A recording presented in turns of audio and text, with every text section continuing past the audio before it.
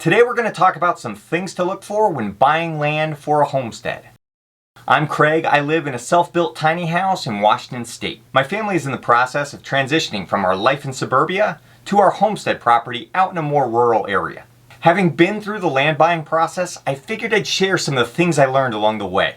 At the end of this video, I'll put up a buyer's checklist that you can use for your own property purchase. When it comes to looking for a homestead, the first thing to figure out is the budget.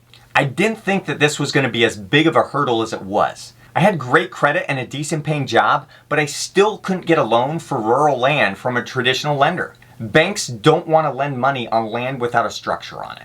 Raw land isn't as easy to liquidate should they need to repossess it. This means I either had to pay cash or see if the owner of the property will be willing to do an owner financing deal. The next thing I look for is the weather in the area. If you're interested in growing crops, you need some sun. If you want to go off grid using solar panels, you need some sun. If you want to smile more often, you need some sun. Look up how many days per year the area gets of sun. This will ensure you don't end up in some waterlogged, depressing nightmare. Now we need access to utilities, specifically water and power. Going off grid is always an option for power, but we need a source of water. If there's neighbors in the vicinity, you or your realtor can inquire how deep their well is. This will help you get an estimate of what it will cost you to drill a well. I would not skip this step, as the cost of drilling a well can be significant.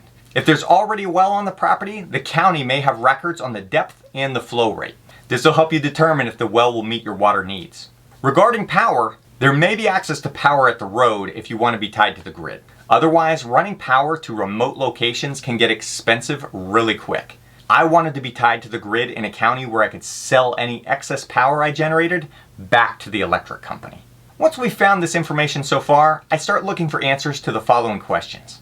How far away is the nearest hospital with an emergency room? If you do farm work, then you know. Stuff happens sometimes, and it's good to know that help isn't too far away. How is the year-round road access to the property? I toured one property on this beautiful sloping hillside, but to get to the property required traveling down this single-lane road along the edge of a cliff, and it had about a 200-foot drop. There were at least 2 cars at the bottom of that ravine. I didn't want to be the third.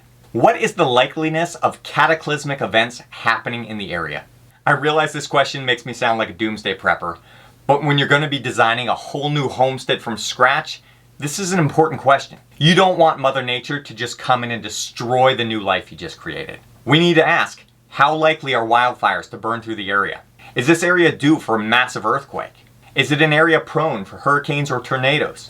There may be man-made considerations as well. In Washington State, we have a giant nuclear power plant built in 1943. As much as I'd like to hope that they disposed of their nuclear waste properly over the years, I don't want to be growing crops anywhere near that soil or that part of the river. I'm not looking to have my tomatoes glow in the dark. While I may sound a little paranoid here, understand that for many people, this is their bug-out location. This is their last stand. And this land could be passed down for generations to come, so it needs to be solid. If a property has gotten this far through our screening process, we can now look into the site itself. Is there a flat area for building? Are there trees or other valuable resources? Is there any slope to the property that we can use for channeling water? How close are the nearest neighbors? This is the part to be especially careful, as you'll start envisioning where everything's going to go. I'm going to have the house here, I'm going to have the orchard there. Before getting too attached, you'll want to look at the zoning and code requirements for the property. No sense in buying a property where it isn't even legal for you to build what you dreamt up.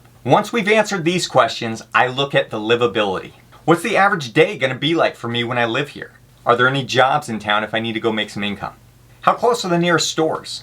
How's the cell phone reception? What are my options for internet? How good is the local school system? What kind of activities are available for fun in the area? And how far away is the airport? Be patient with this process. It took me about a year of searching before I found my homestead property. I was out looking at a parcel that unfortunately didn't meet my criteria. This parcel had catfished me. It didn't look nearly as attractive as its pictures online. As I left disappointed, I just happened to see a for sale sign on the neighboring property. This property hadn't been listed online. I called the realtor, and after some further research, this became the property that we purchased. I felt very lucky. Here's a list of the questions we spoke about today. Feel free to screenshot this list to use for your own property search. At some point, I'll turn this into a PDF and I'll link to it in the description. Subscribe to my channel and follow along as we create a permaculture homestead and attempt to live a more sustainable lifestyle. I try to post new videos each week, but in the meantime, check out my other videos, like how I built my tiny house. There's a link to that video in the description.